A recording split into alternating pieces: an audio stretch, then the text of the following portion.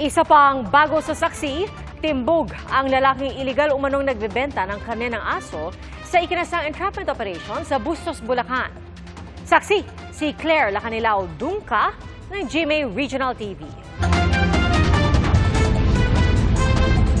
Pasado alas 12 ng tanghali nitong Martes, nang ikasan ng mga otoridad ang entrapment operation sa Barangay Kamatsilihan, Bustos, Bulacan. Malaking pera. Ang target, lalaking sangkot sa iligal na pagbebenta ng dog meat o azucena. Ikinasan ng CIDG Bulacan ang operasyon matapos magreklamo ang Animal Kingdom Foundation Incorporated. Nabawi sa naarestong sospek ang cash na ginamit sa entrapment. Nasagip din ng 2 buhay na aso. Inihahanda na ang reklamong paglabag sa Animal Welfare Act of 2017 at Anti-Rabies Act of 2017 laban sa sospek. Yung mga tao kasi na yun, doon sa bahay, dumaan sila.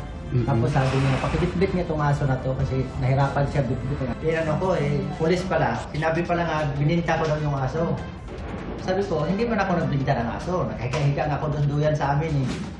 3 naman ang naaresto sa South Sanitary Camp sa Baguio City dahil sa pagkatay ng aso. Isang residente ang nag-report sa pulisya ukol sa pagkakatay ng aso, kaya agad ikinasa ang operasyon para maaresto ang 3 sospek kahapon.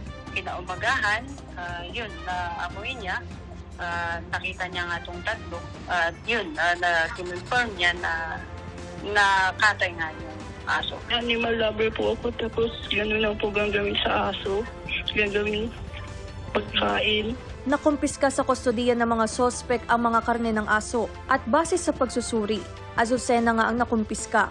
Napa-certify na rin po natin sa veterinary office yung dog meat. Yun nga, merong certification na dog meat po talaga siya. Naharap sa reklamong paglabag sa Animal Welfare Act ang mga sospek na maaring makulong ng 1 hanggang 3 taon. Papatawan din sila ng multa. Wala pa silang pahayag.